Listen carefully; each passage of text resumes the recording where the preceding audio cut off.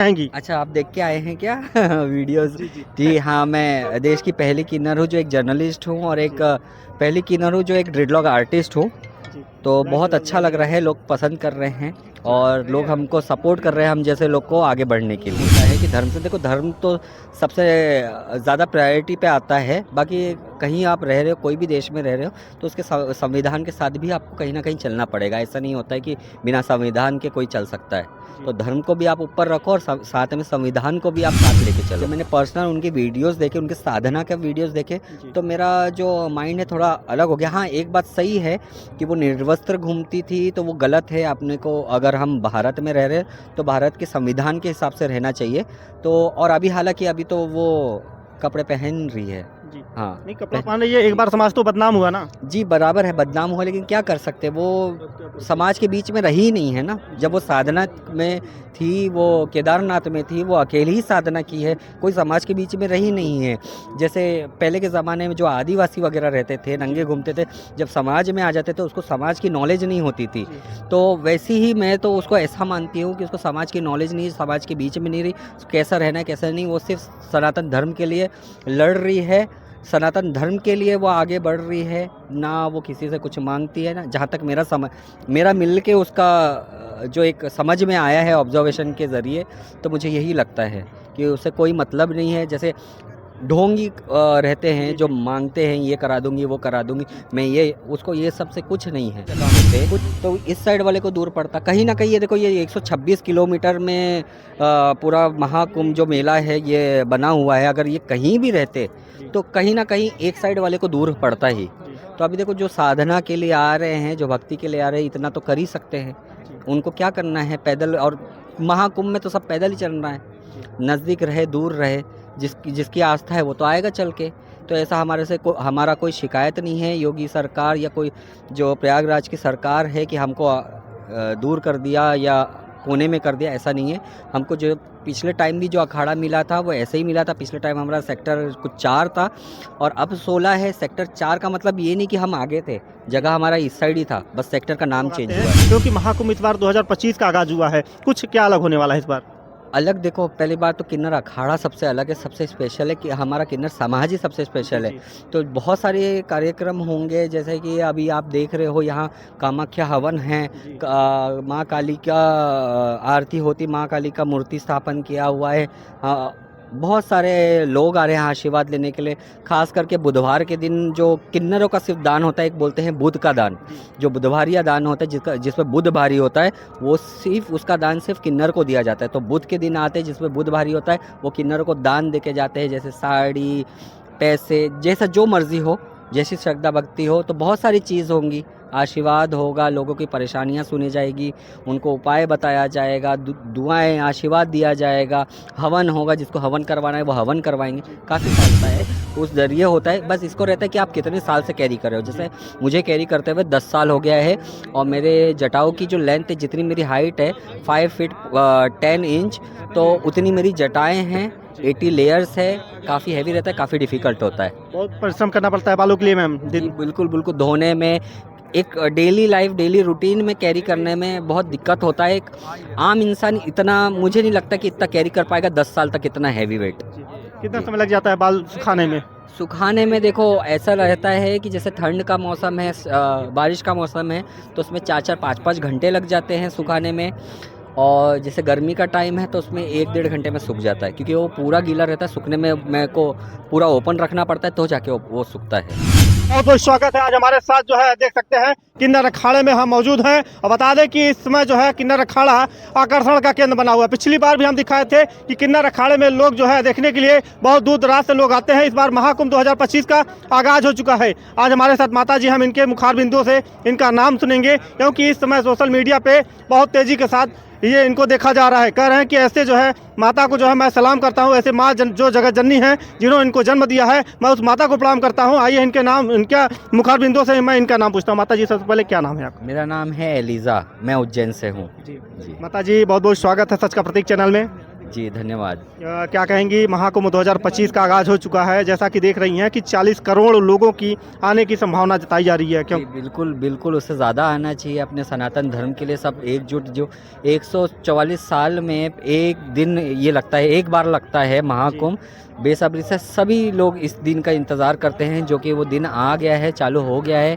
अब पता नहीं कब नसीब होगा, हम तो रहेंगे नहीं अगले 144 साल बाद, बाकी तो कोई कुंभ आते रहेंगे, पूर्ण कुंभ, अर्ध कुंभ आते रहेंगे।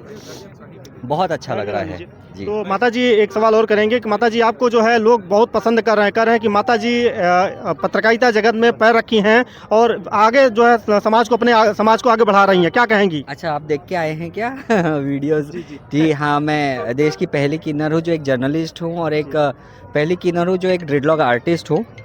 तो बहुत अच्छा लग रहा है, लोग पसंद कर रहे हैं और लोग हमको सपोर्ट कर रहे हैं, हम जैसे लोग को आगे बढ़ने के लिए। जी माता जी, पहले किन्नर अखाड़ा जब नाम आता था तो लोग किन्नर को देख के जो है उनके मन में अनेक प्रकार के ख्यालात चलते थे। जब अगर गांव क्षेत्र में जाता था तो लोग अपने घरों में घुस जाते थे, तो उनको अनेक प्रकार के नज़रों से उनको देखा करते थे।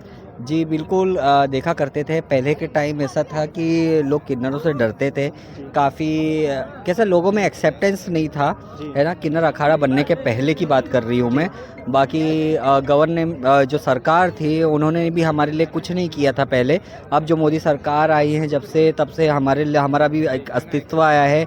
जो फॉर्म हो, चाहे आधार कार्ड हो, चाहे वोटर आईडी हो, या कोई फॉर्म हो, उसमें एक थर्ड जेंडर का कॉलम भी दिया गया है। तो बहुत अच्छा लग रहा है और अभी एक्सेप्टेंस ज़्यादा है जी। माता जी, एक सवाल और है, जैसा कि देखा जा रहा है कि योगी जी और मोदी जी को लोग राम लक्ष्मण की जोड़ी बता रहे हैं, आपको क्या लग रहा है? बिल्कुल बिल्कुल, एक तरीके से सही है वो। जब वो देश के लिए, सनातन धर्म के लिए इतना सब कुछ कर रहे हैं, तो ऐसा लगता है कि राम लक्ष्मण की जोड़ी ही है जी। तो महाकुंभ इस बार बहुत लोग जो है देख रहे हैं कि पूरा सनातन धर्म अपना एकजुट हो गया है। कह रहे हैं कि अब बागेश्वर धाम की एक बात सवाल और करेंगे। बागेश्वर धाम के पीठाधीश्वर जो धीरेन्द्र शास्त्री महाराज हैं, उन्होंने 2025 लगते ही जो है आगाज कर दिया था कि इस बार महाकुंभ में मुसलमानों की एंट्री नहीं होगी। आपका क्या राय है? नहीं होगी तो देखो, वो जो निर्णय लिया गया है योगी सरकार ने, एक तरीके से सही है। बाकी कैसा है, अगर अलाउ कर देते तो उनको भी पता पड़ता कि एक सनातन धर्म क्या है ना। उनके सनातन धर्म में क्या रीति रिवाज है, क्या चीज़ है, हर चीज़ उनको मालूम पड़ता। और मुझे नहीं लगता कि बोलने से रोक लगी है। मैं तो काफ़ी सारे दुकानें देख रही हूँ, काफ़ी सारे लोग देख रही हूँ जो मोमेडियन दुकान लगा के रखे हैं और आ रहे जा रहे हैं, भंडारा खा रहे, तो कोई रोक टोक नहीं है। तो जब तक कोई हमारे को मतलब एक हार्म नहीं करता, तब तक हम मतलब एक ठीक है, चलेगा। आ रहे हैं, आने दीजिए, हमारा धर्म देखने दीजिए, हर सनातन धर्म को जानने दीजिए। हो सकता है कि उनको कुछ बुद्धि में लगे और समझ में आ जाए। जो मुसलमान वर्ग के लोग हैं वो सनातन को मानते हैं, जो दिलों से मानते हैं, उनके लिए क्या संदेश देना चाहेंगी आप? देखो, काफ़ी मुसलमान जो है वो सनातन धर्म को मानते हैं, इज़्ज़त करते हैं। ऐसे देखो, हर धर्म होना चाहिए जो हर धर्म की इज़्ज़त करना चाहिए। तो बहुत अच्छा लगता है जब कोई दूसरा धर्म हमारे धर्म को इज़्ज़त देता है, और है भी हमारा धर्म इज़्ज़त के लायक। तो बहुत अच्छा लगता है, ऐसे ही इज़्ज़त देते रहिए दूसरे धर्म को। माता जी, हिंदू मुस्लिम सिख ईसाई हम सब है भाई भाई स्लोगन था, ये कहाँ तक आप मानती हैं? जी, भाई भाई है। देखो, हम एक हिंदुस्तान में रहते हैं, यहाँ हर एक प्रकार के, हर एक जाति के, हर एक धर्म के रहते हैं, तो सब एकता बना के रहे तो ज़्यादा ही अच्छा रहेगा।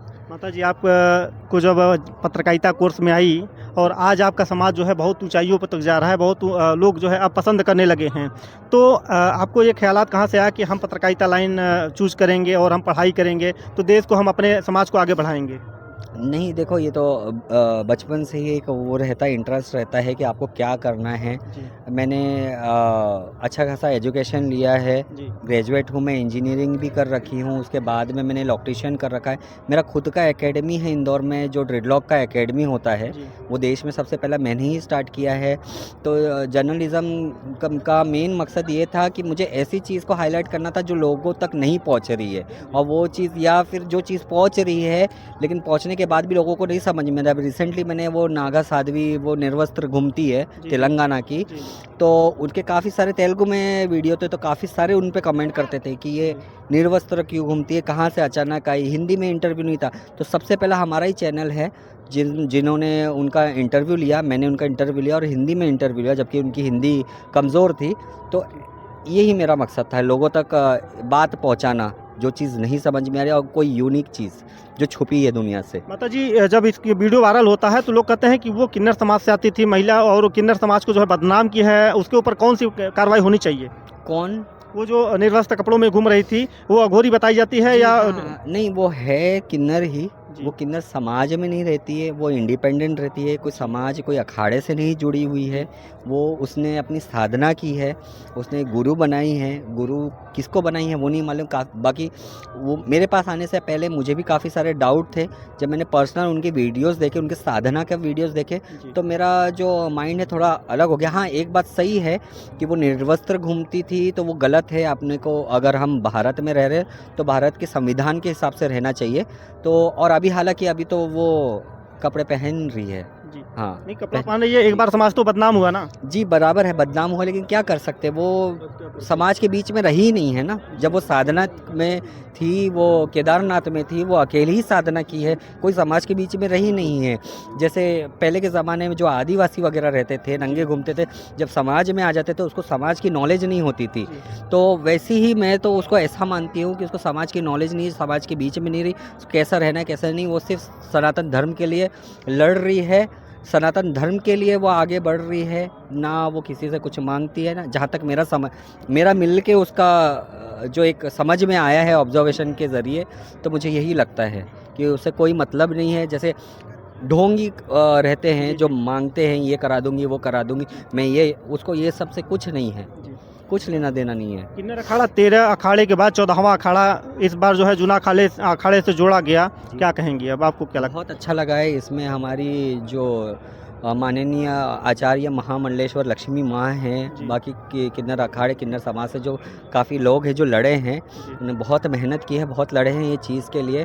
तो एक तरीके से अच्छा हुआ कि आम आदमी जो है, आम इंसान हमसे आके मिल रहा है और हमारे बारे में जान रहा है, और हम उनके बारे में जान रहे हैं, उनके दुख तकलीफ जान रहे हैं, हम आशीर्वाद दे रहे हैं। एक तरीके से बहुत अच्छा हुआ किन्नर अखाड़े का जो भी एक किन्नर अखाड़े को जगह दी गई जूना अखाड़े के साथ मिल के, बहुत अच्छा लग रहा है। माता जी संगम नोद से किन्नर अखाड़ा बहुत दूरी पड़ जाता है और जो दर्शनार्थी हैं आप लोग तक आशीर्वाद लेने नहीं पहुंच पाते हैं, तो क्या क्या डिमांड करेंगी कि सरकार से क्या अनुरोध करेंगी कि आपको सेक्टर नंबर 20 में सभी अखाड़े हैं, तो क्या सेक्टर 20 में जो है आप लोग आवेदन करना चाहेंगी? नहीं देखो, ऐसा तो कुछ नहीं है। जो अगर उस साइड से आ रहा है ना, अगर हम उस साइड कोने में अगर कहीं और जगह होते तो इस साइड वाले को दूर पड़ता। कहीं ना कहीं ये देखो, ये 126 किलोमीटर में पूरा महाकुंभ जो मेला है ये बना हुआ है, अगर ये कहीं भी रहते तो कहीं ना कहीं एक साइड वाले को दूर पड़ता ही।